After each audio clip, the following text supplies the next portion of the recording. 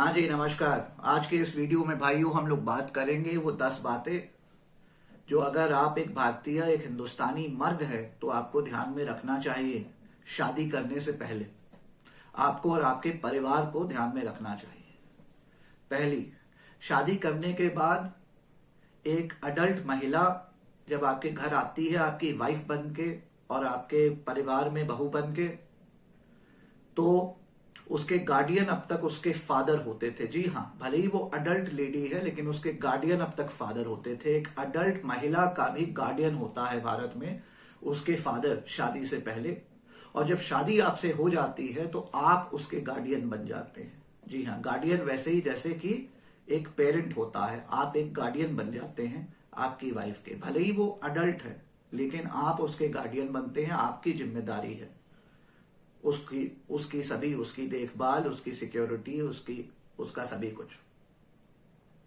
दूसरा, शादी के बाद आपकी इनकम हमारी इनकम हो जाती है, यानी आपके और आपकी वाइफ की, और उनकी इनकम उनकी इनकम रहती है। तीसरा, शादी करने से पहले अगर आप लिव इन रिलेशनशिप में हैं या एक रिलेशनशिप में हैं जहां आपका सेक्सुअल रिलेशंस भी चल रहा है, और लिव इन रिलेशनशिप को तो मान्यता भी दी है, ऑनरेबल सुप्रीम कोर्ट ने रिकग्निशन दिया है भारत में, लेकिन आपको पता होना चाहिए कि ये एक मजाक बन के रह गया है 2013 के रेप लॉ में अमेंडमेंट्स के बाद से।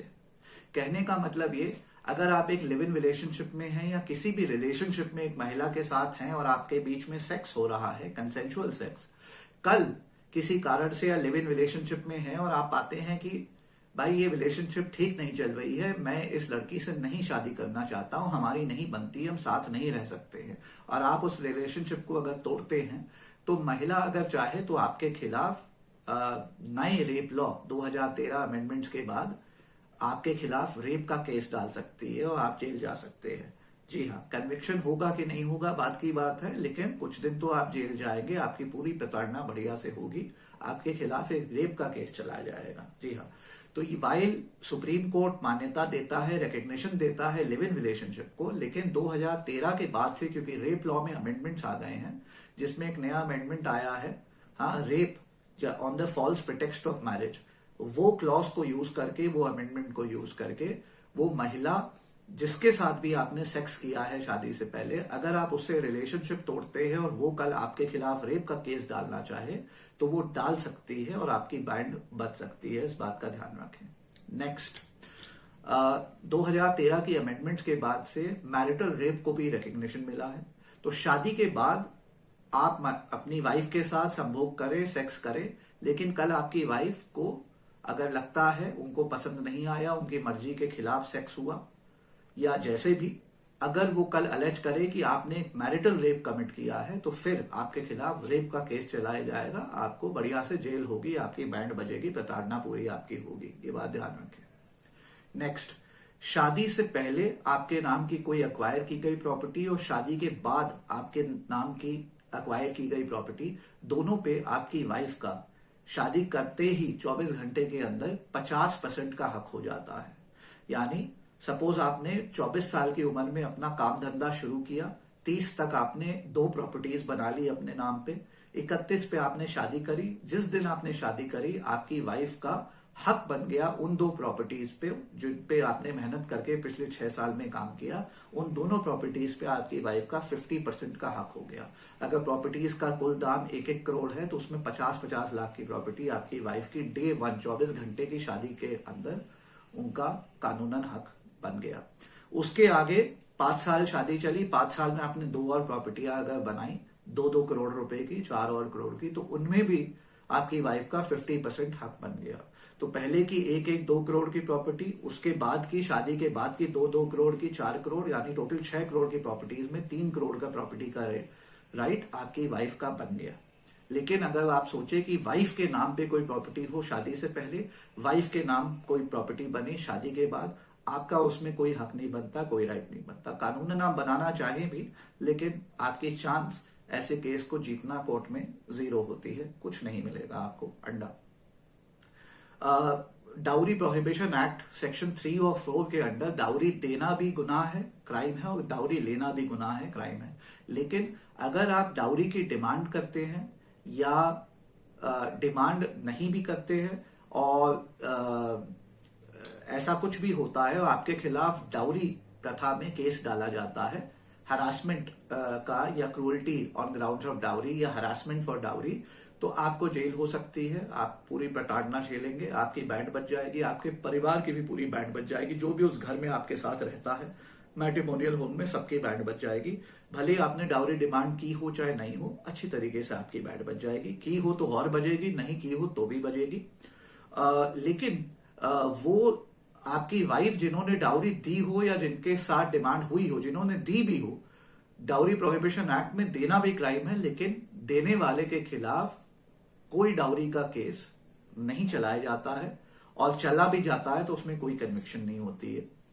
तो ये भी आपको बात ध्यान रखने की जरूरत है। आगे बढ़ता हूं। आपको जानना चाहिए कि शादी करने के एक दिन बाद ही अगर आपकी वाइफ भले ही क्वालिफाइड है, वर्किंग है शादी से पहले, और आपने देखा शादी के समय, शादी करने से एक दिन पहले आप 2 लाख रुपए महीना कमाते थे, आपकी वाइफ भी 1.5 लाख रुपए महीना कमाती थी, आप मनी मन सोच रहे हैं वाह हमारी 3.5 लाख की इनकम हो जाएगी, सही है, अच्छा चलेगा, वेरी गुड वेरी गुड। आप शादी करें, शादी करने के अगले दिन ही अगर आपकी वाइफ का मन करा और उन्होंने कहा अब मैंने शादी कर ली, मुझे काम नहीं करना, मैं तो घर में बैठूंगी जी, तो आपकी वाइफ ऐसा कर सकती है। अगर वो चाहे कि पूरे जीवन वो घर पे बैठें और आप उन्हें पालें तो वो कर सकती हैं, लेकिन यही राइट आपके पास नहीं है। शादी करने के एक दिन बाद अगर आप चाहे कि अपनी 2 लाख की नौकरी छोड़ दें या 20,000 की नौकरी छोड़ दें और घर पे बैठें, तो ऐसा नहीं आप कर सकते हैं।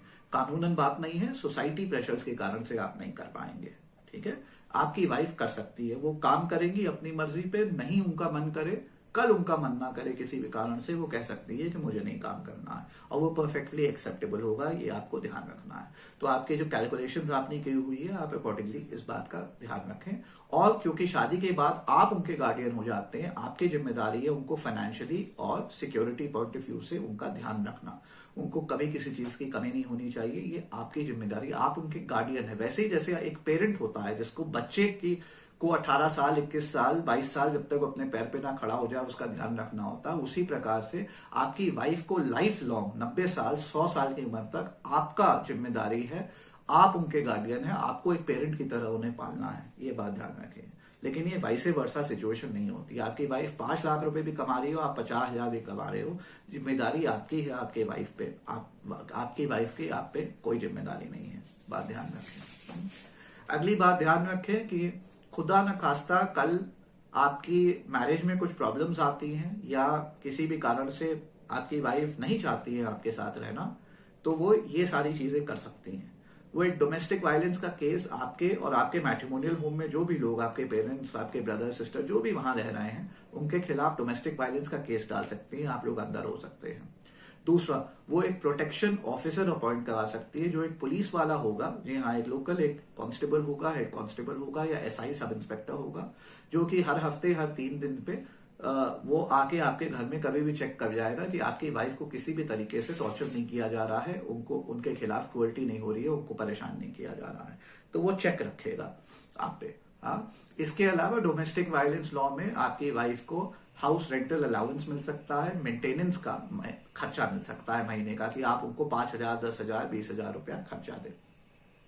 इसके अलावा कल अगर आपकी वाइफ डिवोर्स प्रोसीडिंग इनिशिएट करती हैं या आपकी नहीं बन रही है, आप डिवोर्स प्रोसीडिंग इनिशिएट करते हैं वाइफ के खिलाफ, तो आपको जानना चाहिए कि आपको सेक्शन 24 हिंदू मैरिज एक्ट में मेंटेनेंस उनको देना पड़ेगा हर महीने। ये एक मीटर की तरह चलता है, हर महीने हर 30 दिन में वाइफ को आपको मेंटेनेंस देना पड़ेगा। मेंटेनेंस क्या होता है? अगर आपकी 1 लाख रुपए की इनकम है तो उस 1 लाख का करीब 30,000, 30%, 25% करीब रूल चलता है, कुछ केसेस में 40% तक भी जाता है, करीब 25,000 से 30,000 आपको हर महीने अपनी वाइफ को मेंटेनेंस देना पड़ेगा जब तक डिवोर्स का केस चल रहा है। और डिवोर्स का केस एक कोर्ट में लगभग 18 महीने से 3 साल चलेगा, उसके बाद हाई कोर्ट में अपील में जाएगा, साल से 2 साल चलेगा, वहां कंटिन्यू आप ये पैसा देते रहेंगे। फिर सुप्रीम कोर्ट में भी साल भर के करीब चलेगा, वहां भी कंटिन्यूड आप इस किस्म का पैसा देते रहेंगे। वो तब जब आप जीते, फाइनली अगर फिर हार गए तो वो वापस आपके घर भी आ गए, जो पैसा आप दे रहे थे वो तो दे ही रहे थे। अच्छा, इसके अलावा आपकी वाइफ सेक्शन 24 HMA के अलावा कल मेंटेनेंस और चाहती है, कहती है भाई मजा नहीं आ रहा 30,000 रुपए से, तो वो सेक्शन 125 CRPC में भी मेंटेनेंस क्लेम करेंगी और मेंटेनेंस उनको मिलेगा। इसी तरीके से थोड़ा कम मिल जाएगा, 10,000 20,000 रुपए करीब उनको मेंटेनेंस वहां भी मिल जाएगा। इसके अलावा maintenance domestic violence act section 12 में तो क्लेम कर ही रही होंगी, 12, 20, 21 वगैरह में हाउस रेंटल मेंटेनेंस वगैरह उनको वो क्लेम करेंगे ही, उनको वो भी मिलेगा। तो 3 सोर्सेज से वो आपसे मेंटेनेंस खींचेंगी जब आपका डिवोर्स का प्रोसेस स्टार्ट होगा, इस बात का ध्यान रखें। इसके अलावा जब फाइनली आपका डिवोर्स फाइनल हो रहा होगा तो वो एक एलिमनी का वन टाइम आपसे बड़ा पेमेंट लेंगी। एलिमनी होता है करीब आपकी 1 साल की ग्रॉस इनकम। तो आपकी ग्रॉस इनकम अगर 25 लाख है, 40 लाख है, तो करीब 25 से 40 लाख रुपए वो आपसे एलिमनी में भी वो आपसे क्लेम करेंगी सेक्शन 25 हिंदू मैरिज एक्ट में। इसके अलावा अगर बच्चे हैं और बच्चों की कस्टडी आपको है तो बच्चों के लिए भी 5 से 15,000 आपको मेंटेनेंस देना होगा। हाँ, और खर्चा वगैरह उनका देना पड़ेगा, स्कूल वगैरह का, बाकी ट्यूशन का, स्कूल का, हर चीज का। ठीक है। अच्छा, ये सब कुछ बातें हैं। इसके अलावा ऑफ कोर्स 498A डाउरी प्रथा में आपके खिलाफ केस हो सकता है। विमेन्स कमीशन, स्टेट कमीशन और नेशनल कमीशन में आपके खिलाफ केस हो सकता है। ये सारी चीजें हो सकती हैं। और जैसे मैंने कहा 2013 अमेंडमेंट्स के बाद आजकल तो मैरिटल रेप का भी केस हो जाता है। तो अब तो डिवोर्स केसेस में भी हम देखते हैं कि मैरिटल रेप का भी जो है इनिशिएशन हो जाता है केस का। इसके अलावा आपको ये भी ध्यान रखना चाहिए कि जब आपका डिवोर्स हो रहा होता है तो ऐसे में लड़की और लड़की के माता पिता, उसके कजन्स, रिलेटिव्स, उन्होंने जो भी खर्चा किया हो, एक एक रुपया जो दिया हो, मिठाई के डब्बे जो दिए हो, साड़ियां जो दिए हो, गिफ्ट जो दिए हो, जो जो खर्चा लगा हो, चाहे वो खर्चा 20,000 का हो, 50,000 का हो, 1 लाख, 5 लाख, 10 लाख, 15 लाख, 20 लाख, वो सारे खर्चे के जो उन्होंने किया हो शादी के पूरे प्रोसेस में, वो एक एक खर्चे का वापसी उनको हक होता है, उनको वापस मिलता है। लड़के को, लड़के की फैमिली को देना होता है, रिटर्न करना होता है। इसमें लड़की वाले जितने खर्चे के बिल्स लगा दे वो तो लेजिटिमेट हो ही जाता है, देना होता है।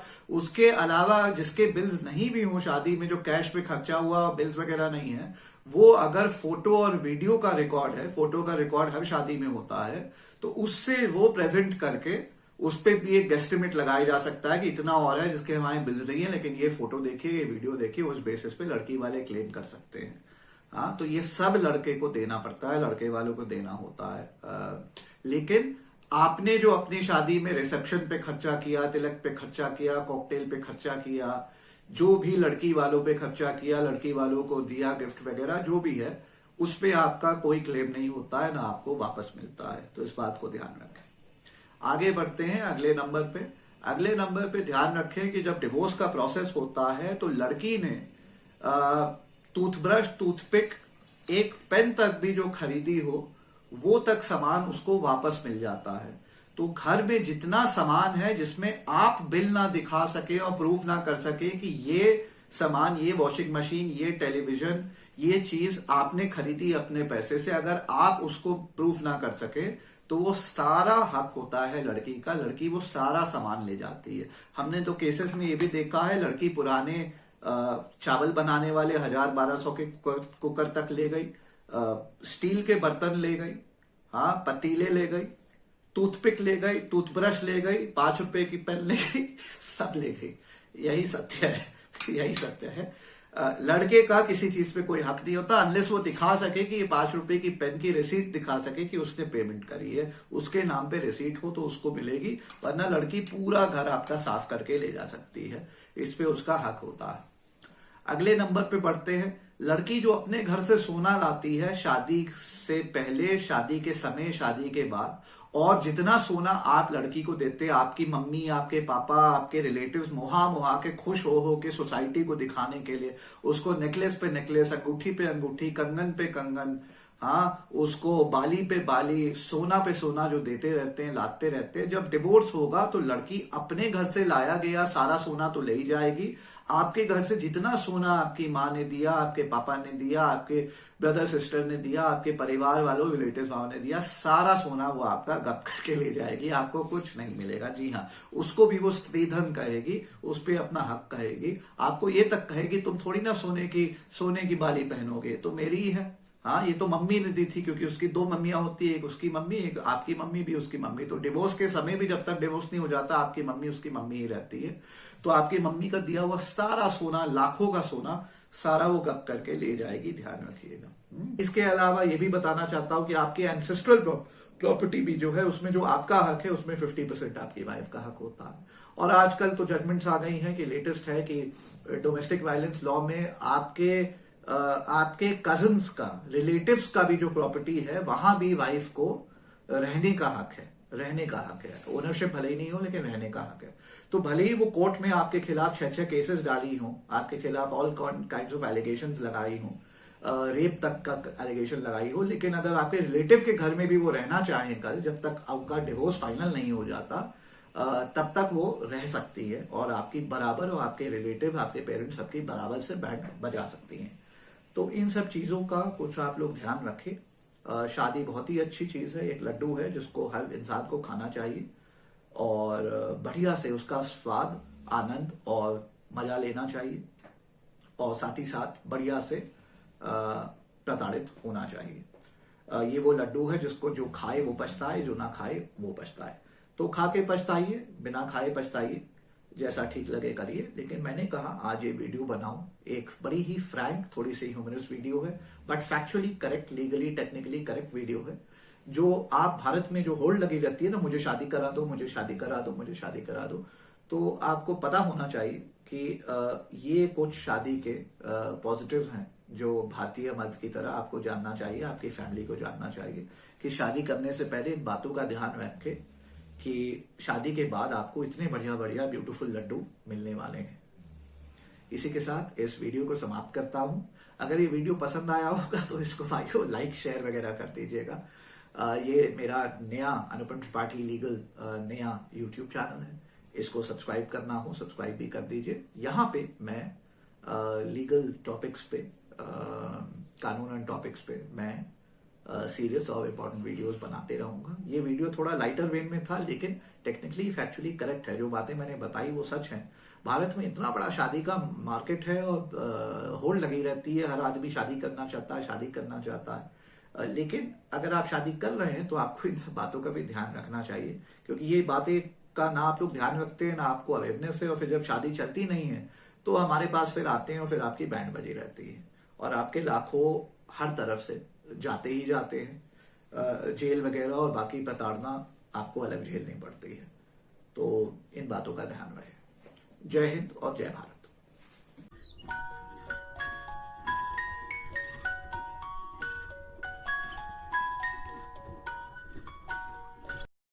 Mr. Anupam Tripathi was first recommended to me by an acquaintance.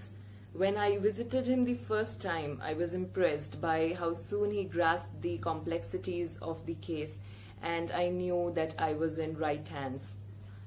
Hi Anupam, I just want to thank you for sticking by me over the past 4 years. I know my case was not the most attractive case to handle, but you have done so with grace and total professionalism. Yeah, I would definitely like to recommend Anupam as a very good lawyer. He handled a consumer matter for me some time ago. नमस्कार, मेरा नाम ईशान बहादुर है। मैं और मेरी family Ghaziabad में रहते हैं।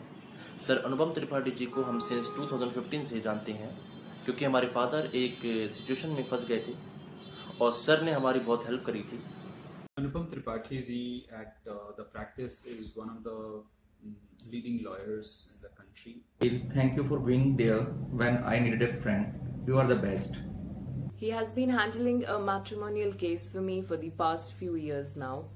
It has not been an easy path, but Mr. Tripathi has provided me with excellent guidance.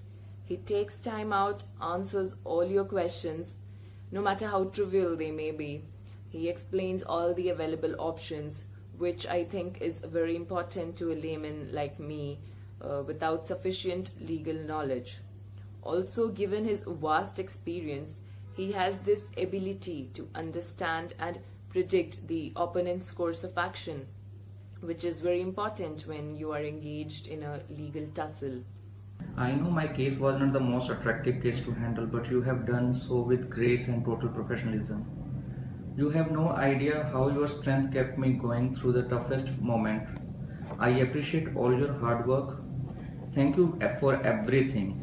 The practice under the able guidance of Mr. Tripathi is a highly result-oriented firm. They have provided me with the best legal advice till date.